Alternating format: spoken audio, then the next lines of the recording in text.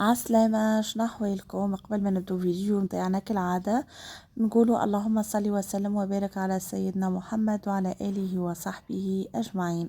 شنو أحوالكم؟ إن شاء الله تكونوا بألف خير. الفيديو متاعنا اليوم باش يكون متنوع شوية، باش نعملوا وصفتنا التونسية البنينة المقرونة بالصوص محرحرة سباجيتي تعمل 66 كيف.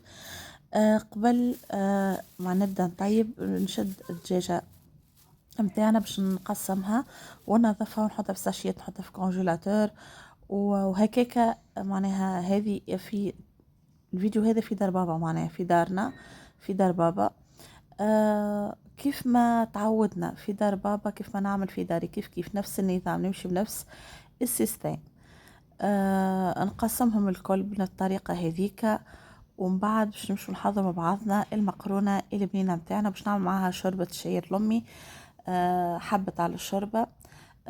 بارتاجيت معاكم الوصفة زادة بطريقة هذيك تجي شوربة بنينة على الآخر، وباش تشوفوا زادة حاجة أخرى في الفيديو. ما تنسوش تدعموني باللايك وكومنتير مزيان كيفكم، وزادة ما تنسوش إذا كان عجبكم الفيديو تعملوا بارتاج للفيديو. لهنا كملت قصيد الدجاجة الكل، مازالوا الطريفات اللي خليتهم على جنب في الصحن الثاني هذاك باش نطيب بيهم الصوص، وباش نحزر زوز طريفات نعمل بيهم شوربة الشعير. برشا ناس تختلف بانه الدجاج يتغسل وانه لا. انا بصراحة ما نجمش نجيب حاجة وما نغسلهاش. ديما ان نغسل الدجاج بالباهي، ومن بعد البلاصة والبلانش والدنيا اللي عملت عليهم اللحم الدجاج نغسلهم بالماء السخون برشا باش نحي هاكل الجراثيم. باهي نرجع توا لوصفة المقرونة متاعنا. كيف نقولوا مقرونة تونسية معناها ثوم. تجيب الثوم بنينة بنينة على الاخر. اللي هنا سنون الثوم متاعي كبار برشا. هذاك علاش عملت راس ونص كهو. باش نعمل على كيلو مقرونة كيلو سباجيتي راس ونص من الثوم. وعندي زادة غاديك هيك الفلفل الصغيرون الشايح الموزوز يعمل بنة على الاخر. نحيلو هيك العود متاعو، ونحيلو زادة هيك الزريعة من داخل. الزريعة معناها يبدا منظرها ما هوش مزيان معناها في المقرونة ولا في أي ماكلة، وزادة ضارة ما هيش صحية، تلصق في المعدة وتسبب أضرار. نجو توا نحضروا اللفاح متاع المقرونة. عملت مغرفة من اللفاح، عملت فيها الثوم معاها الثوم ونهرس فيهم بالمهراس. ديما كنروح لدارنا نستغل المهراس. انا عندي مهراس لكن صغيره مش هذا المهراس الزمني معناها القديم الكبير. ديما نحب نسمع الرنة متاع المهراس ونحب نستعمله في كل الوصفات. هرسنا الثوم مع لفاح القفصي، وان شاء الله تو نبارتاجي معاكم الايامات هذه طريقة اللفاح متاعنا القفصي. باش نحط منه مغارفتين ونخلي شوية للشوربة وشوية للمقرونة في الاخر. نحط هيك جرينات الفلفل الصغيرونين، الفلفل الجريدي الاحمر الشايح نحطهم، ما نكثرش برشا برشا خاطر راهو حار على الاخر. ونحط زادة طريفات الدجاج اللي غسلتهم ونظفتهم وولوا يعملوا الكيف. نحط معاهم زادة 4 مغارف من الطماطم.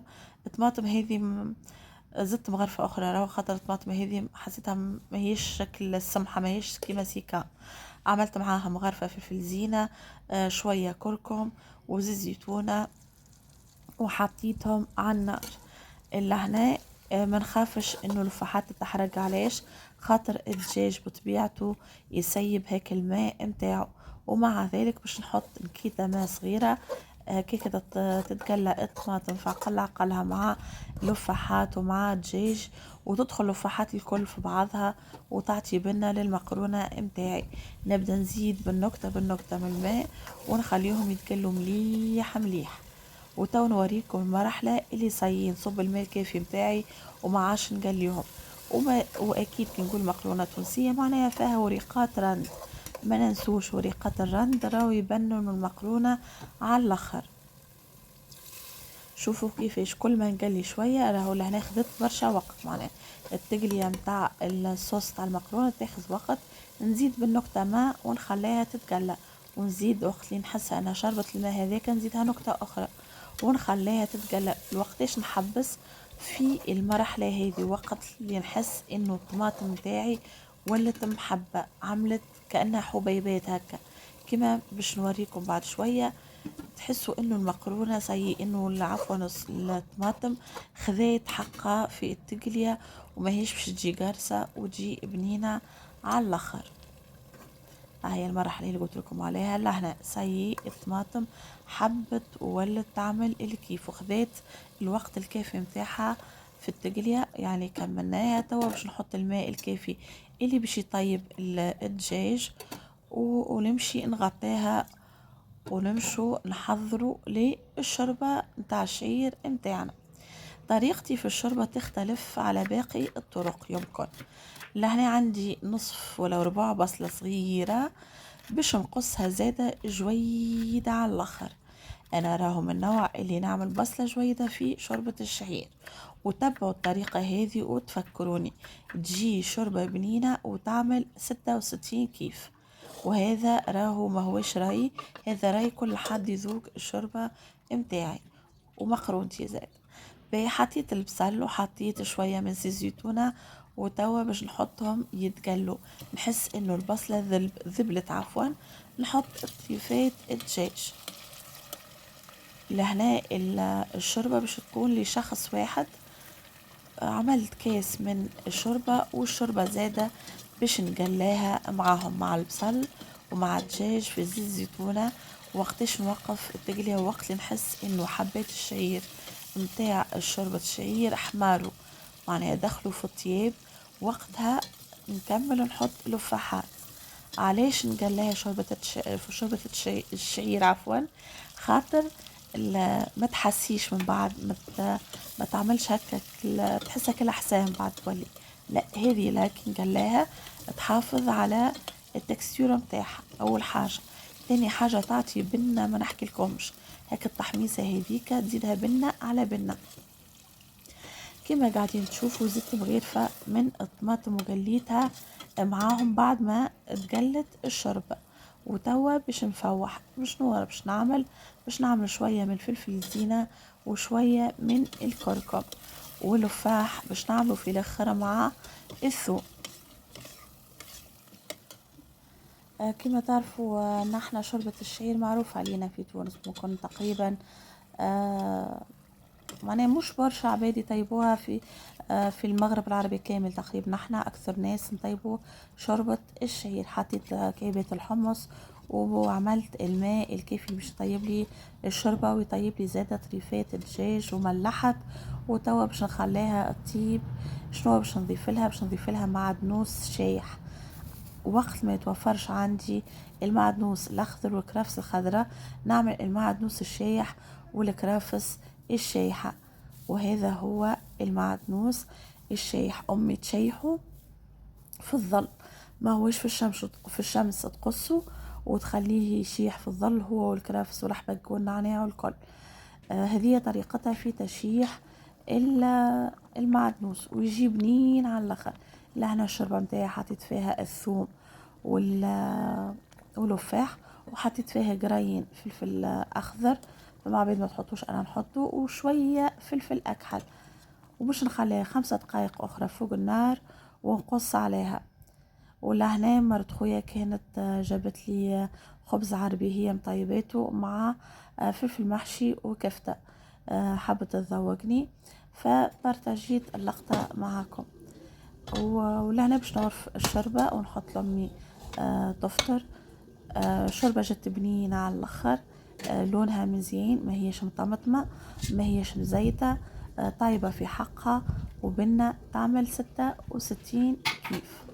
وتوا شنو باش نعملو؟ نرجعو لصوص المقرونة اللي هنا بدات تتخرج في الزيت متاعها.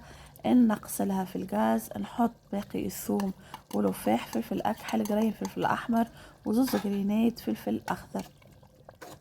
نخلط كل شيء مع بعضه ونزيدها هي زادة 5 دقائق، ومن بعد نقص عليها الغاز يكمل تخرج وتقر زيتها الكل. باهي نجي للمال باش نصبت فيه السباجيتي، نعمل فيه ورقتين رند، نعمل فيه ملح وما نعملش فيه الزيت، خاطر كي نعمل فيه الزيت من بعد ما تشربش الصوص. طابت السباجيتي متاعنا نحطها في القصعة، وقصعة اللوح ما نحكيلكمش، ونبدا نضيف لها في الصوص. الاول حاجه نهز هيك الزيت من فوق باش نخلط السباجيتي مع الصوص متاعها بشويه بشويه، كل مره نزيد شويه صوص ونمزجهم بالباهي. وتو نشوفوا السباجيتي متاعنا في الاخر في طبق التقديم.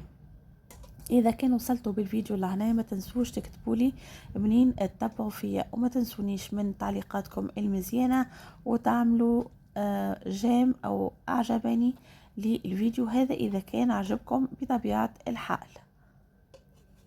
جربوا الصوص والمكرونه بالطريقه هذه باش تدعولي وباش تحبوها برشا برشا، وباش ما عدتوش تستغنوا على الطريقه هذه، وباش تعتمدوها في كل مره باش طيبوا فيها المكرونه.